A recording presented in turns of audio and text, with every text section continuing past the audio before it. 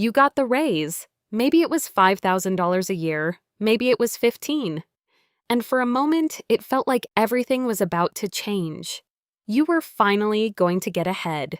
But 6 months later, you checked your bank account, and somehow, you were saving about the same amount as before. The raise came, the lifestyle followed, and the gap between what you earn and what you keep stayed exactly the same. That is lifestyle inflation, and it is one of the most common reasons that people with good incomes still end up financially stuck.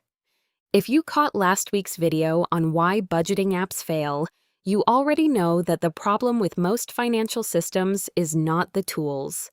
It is the habits underneath them. Today, we are going one layer deeper into one of the most damaging financial habits that almost nobody talks about, because it does not feel like a problem when it is happening to you. Let's start with what lifestyle inflation actually is, because it sounds obvious, but the way it works in real life is sneaky.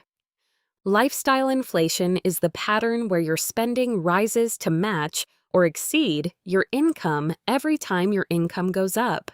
It is not always dramatic. You do not wake up one morning and decide to throw your financial future away.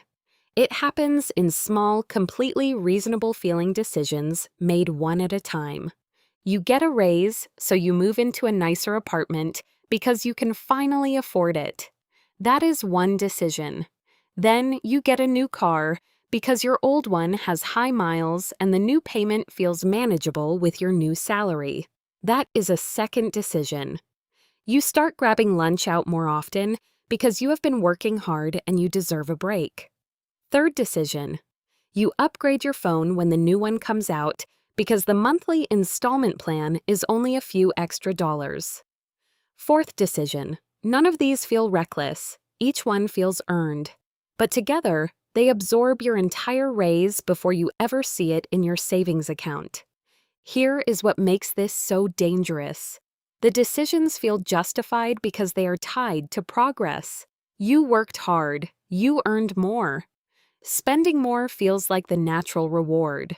And in America especially, there is enormous cultural pressure to signal success through what you own and how you live.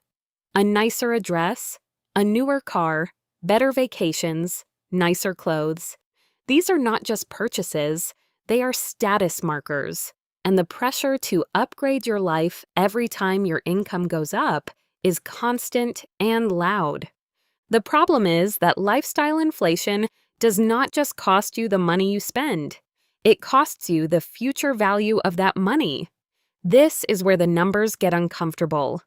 Let's say you get a raise that adds $500 a month to your take-home pay. If you save and invest that $500 every month for 20 years at an average 7% annual return, you end up with around $260,000. If instead you spend it upgrading your lifestyle, you end up with zero.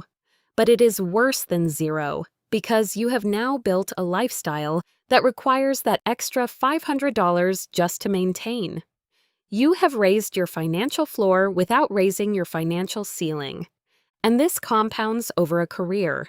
Every raise that gets absorbed by lifestyle inflation is another missed opportunity.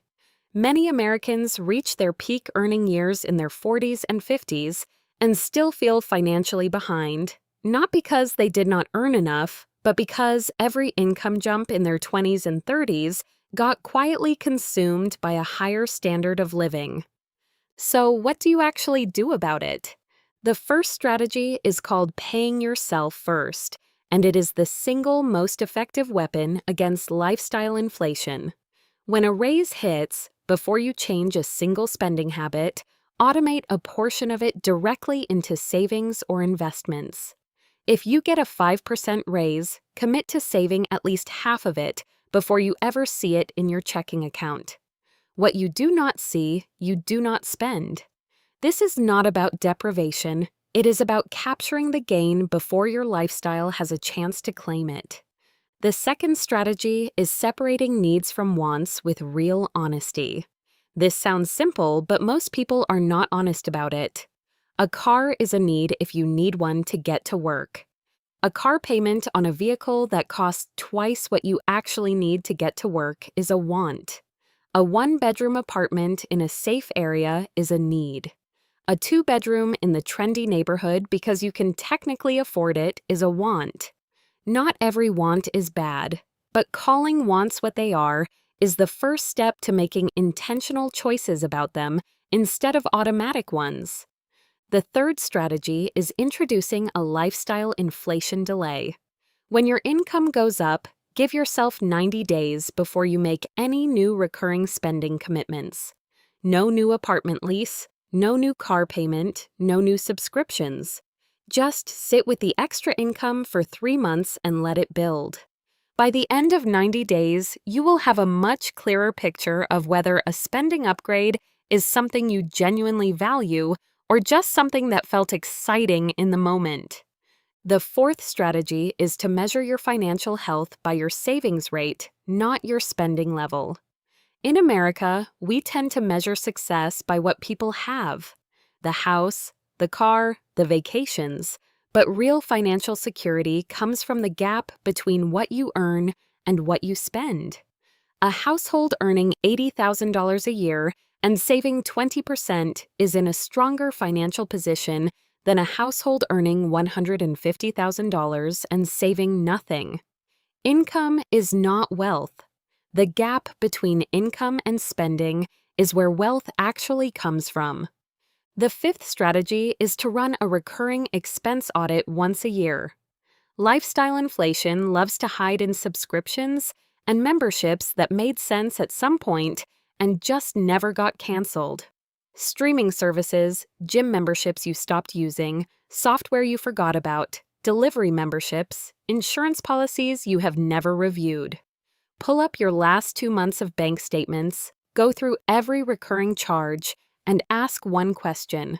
If I did not already have this, would I sign up for it today? If the answer is no, cut it. Most people who do this audit find at least $100 to $200 a month they did not realize they were spending. Here is what is important to understand. Lifestyle inflation is not a moral failing. Wanting a comfortable life is not wrong. The goal is not to live like a monk so you can die with a large number in a retirement account.